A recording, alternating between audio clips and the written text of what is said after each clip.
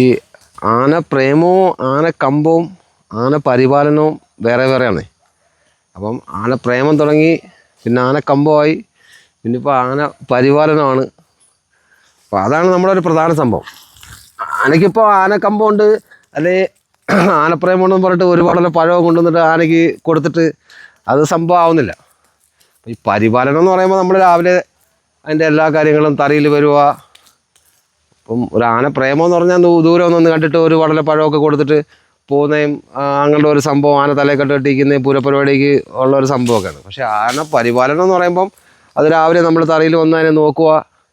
ആന ഇട്ടിരിക്കുന്ന എരണ്ടത്തിന് സൈസിന് വ്യത്യാസമുണ്ടോ, എരണ്ടം കുറവുണ്ടോ, ആന ഒരു പുറം കിടന്നിട്ടുണ്ടോ, അതോ രണ്ട് പുറം കിടന്നോ, മേടിച്ചോ മക്കളെ മേടിച്ചോ. ആന രണ്ട് പുറവും കിടന്നോ, തീറ്റ എങ്ങനെ, വെള്ളം കുടിക്കുന്നുണ്ടോ, ഒരു ദിവസം എത്ര കൈ വെള്ളം കുടിച്ച്. പിന്നെ നീര് കാലത്ത് വളരെ പ്രധാനമായിട്ട് നമ്മൾ ശ്രദ്ധിക്കേണ്ടതെന്ന് പറയാൻ നമ്മുടെ തറി വളരെ നീറ്റ് ആൻഡ് ക്ലീൻ ആയിരിക്കണം. ഇല്ലെങ്കിൽ പാദരോഗം അതുമാതിരിയുള്ള സംഭവങ്ങളൊക്കെ വരും. അത് ഡെയിലി തറി വൃത്തിയാക്കി, നമുക്ക് പിന്നെ നടയെടുത്തൊന്നും ചിലപ്പോൾ കയറാൻ പറ്റത്തില്ല. അപ്പോൾ അവിടെ നമ്മൾ കല്ലുപ്പും കാര്യങ്ങളൊക്കെ വാരിയിട്ട് വൃത്തിയാക്കുക. അമരത്തിൻ്റെ ബെൽറ്റും ചങ്ങലയൊക്കെ മാറ്റിയിടുക. പിന്നെ പൊട്ടാസ്യം പെർമാംഗനേറ്റ് ഉപയോഗിച്ച് തറിയൊക്കെ കഴുകി വൃത്തിയാക്കുക. ഇതാണ് ഇപ്പോൾ കണ്ടില്ലേ, ഇവിടെ എല്ലാം വൃത്തിയാക്കി. വേറെ ഒരു സംഭവമൊന്നും ഇല്ലാത്ത രീതിയിൽ ആന ഇപ്പോൾ നമ്മുടെ ഈ നിൽക്കുന്ന ആന നോക്കുമ്പോൾ മനസ്സിലാവും. അതിൻ്റെ രണ്ട് അമരവും വളരെ നീറ്റ് ആൻഡ് ക്ലീനാണ്. കാരണം എന്താ പറയുക, നമ്മളതിൻ്റെ ചെരുപ്പടി വരെ വെള്ളമടിച്ച് കഴുകി കാല് പൊക്കിച്ച് ചെരുപ്പടിക്ക് താഴെയും മേളും എല്ലാം കഴുകും. എല്ലാം ചെയ്യും. നമ്മളെക്കൊണ്ട് ചെയ്യാൻ പറ്റുന്ന നമ്മുടെ അറിവനുസരിച്ചുള്ള കാര്യങ്ങളൊക്കെ നമ്മൾ ചെയ്യാറുണ്ട്. അപ്പോൾ ആന പ്രേമവും ആന പരിപാലനമായിട്ട് ഒരുപാട് വ്യത്യാസമുണ്ട്. മേടിച്ചോ വാ മക്കളെ മേടിച്ചോ. ഇത് നമ്മുടെ ആമ്പാടി മഹാദേവൻ. പുള്ളി നീരുകാലത്താണ്, ഇപ്പോൾ കെട്ടിയിട്ട് 1 മാസമായി. നമ്മൾ ഡെയിലി മഞ്ഞച്ചോറായിരുന്നു കൊടുക്കാറുള്ളത്. ഇപ്പോൾ ഒലിച്ചതിന് ശേഷം 2-3 ദിവസമായിട്ട് നമ്മൾ ചെറുപയറും ചെറിയ ഉള്ളിയും കരിപ്പൊട്ടിയും ശർക്കരയൊക്കെ ചേർത്ത് മധുരമുള്ള ചോറാണ് കൊടുത്തുകൊണ്ടിരിക്കുന്നത്. പുള്ളി ഇച്ചിരി മധുരപ്രിയനാണ്. മേടിച്ചോ മക്കൾ മേടിച്ചോ. പുള്ളിക്ക് മധുരം ഭയങ്കരമാണ്. മധുരവും പാടാന്തോളം പഴവും.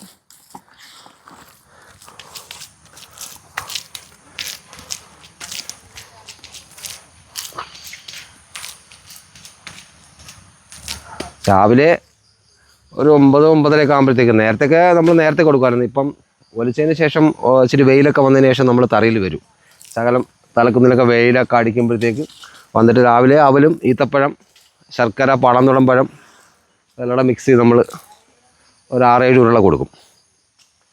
പിന്നൊരു 7-8 വട്ടം നമ്മൾ തണുപ്പിക്കും. ആനയുടെ ഈ ഇങ്ങനെ കെട്ടിയുറപ്പിച്ച് നീരുകാലത്തെന്ന് പറഞ്ഞാൽ മേടിച്ചോ മക്കളെ മേടിച്ചോ. നല്ല തണുക്കണം ആന. ഇരിക്കസ്ഥാനം തൊട്ട് തലക്കുന്നി വരെ നമ്മൾ മിനിമം എനിക്ക് തോന്നുന്നൊരു 7-8 പ്രാവശ്യമെങ്കിലും ഫുള്ള് നനയ്ക്കും. അപ്പം ആന നല്ല തണുപ്പിൽ നിൽക്കണം. അത് കഴിഞ്ഞതിന് ശേഷം ഒലിച്ച് കണവാർച്ചയൊക്കെ കഴിഞ്ഞ് മൂത്രവാർച്ചയൊക്കെ കഴിഞ്ഞ് എല്ലാം കഴിഞ്ഞിട്ട് പിന്നെ നമ്മളതിനെ ചൂടാക്കി എടുക്കണം. പിന്നെ തൈരും ചോറും മറ്റു കാര്യങ്ങളൊക്കെ കൊടുത്ത് അവനെ ഒന്ന് സെറ്റാക്കി എടുക്കണം. എന്നുവെച്ചാൽ ഇപ്പോൾ അവന് മോശമൊന്നുമില്ല, നല്ല രീതിയിൽ നിൽക്കുവാണ്. മേടിച്ചോ മക്കളെ മേടിച്ചോ. വന്നേ. അവിടെ ആരുമില്ല. പുള്ളിക്ക് ഇഷ്ടപ്പെടാത്ത കുറേ സൗണ്ടും കാര്യമൊക്കെ ഉണ്ട്. അപ്പോൾ അങ്ങനെയുള്ള ആരെങ്കിലും ഈ പരിസരത്ത് എവിടെയെങ്കിലും വന്നിട്ടുണ്ടെങ്കിൽ പിന്നെ പുള്ളി ഭയങ്കര പാടാണ്. മേടിച്ചോ മക്കൾ മേടിച്ചോ. പുള്ളിക്ക് ഇഷ്ടമില്ലാത്ത ഒരാൾ അവിടെ നിൽപ്പുണ്ട്. പുള്ളി കാര്യം പറഞ്ഞ സൗണ്ട് കേട്ടാൽ മതി.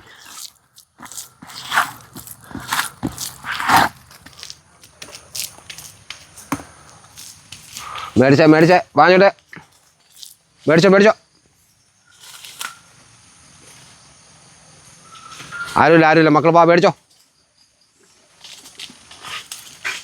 വന്നേ.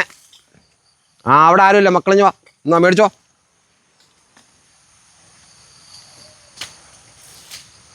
ഇങ്ങനെ വാട പിടിക്കും. അവിടെ പുള്ളി വന്നിട്ടുണ്ട്. പുള്ളിക്ക് ഇഷ്ടമല്ല, പുള്ളി ഇങ്ങോട്ട് വരുന്നൊന്നും ഇഷ്ടമല്ല. അപ്പോൾ അവിടെ എത്തുമ്പോഴത്തേക്ക് പുള്ളി ഇങ്ങനെ വാട പിടിച്ചുകൊണ്ടിരിക്കും. ആളാണോ വന്നതെന്ന്.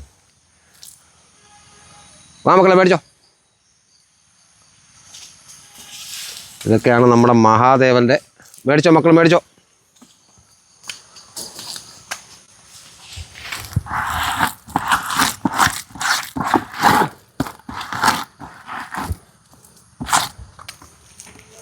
തിന്നോ തിന്നോ തിന്നോ മക്കൾ തിന്നോ.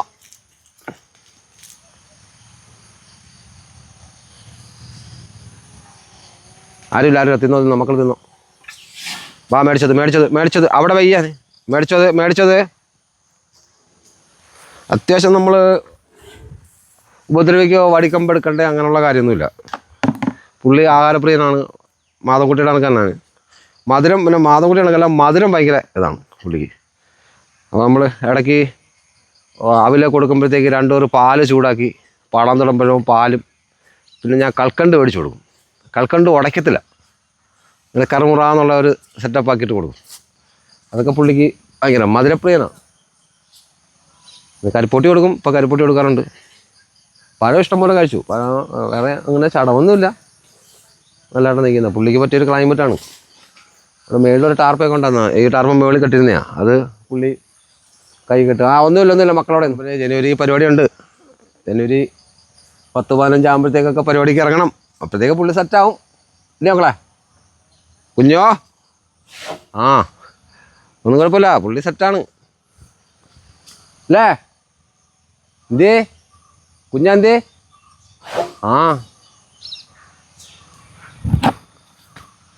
നമ്മൾ വടിക്കുമ്പോൾ ഉപദ്രവിച്ചോ ഒന്നുമല്ല ആനയെ നമ്മൾ സ്നേഹത്തിലാക്കുന്നത്. ആനയെന്ന് പറയുമ്പം അത് കാട്ടിലുള്ളൊരു ജീവിയല്ലേ. അതിനെ കൊണ്ടുവന്ന് ചട്ടവും കാര്യങ്ങളൊക്കെ പഠിപ്പിച്ച് ഇതുമാതിരി ആക്കി അവനെ ഇത് കണക്കുള്ളൊരു ഭാഷയൊക്കെ പഠിപ്പിച്ച് ആയിരക്കണക്കിന് ആൾക്കാർ കയറുന്നിടത്ത് കൊണ്ടുപോയി പൂരപ്പരിപാടി പിടിച്ച് കാര്യങ്ങളൊക്കെ ചെയ്യുമെന്ന് പറഞ്ഞാൽ അവനും ഇത്രയും ഒരു 7-8 മാസം ആന ചട്ടക്കാർ പറയുന്ന അനുസരിച്ചാണ് ജീവിക്കുന്നത്. പിന്നെ ഒരു 3 മാസം എന്ന് പറഞ്ഞാൽ അത് അവൻ്റെ സമയമാണ്. അപ്പോൾ അവനെ അവൻ്റെ ഫ്രീഡത്തിൽ വിടണം. അവൻ പറയുന്നത് നമ്മൾ കേൾക്കണം. അതാണ് സ്വാഭാവികമായിട്ട് നമ്മൾ ചെയ്യേണ്ടത്.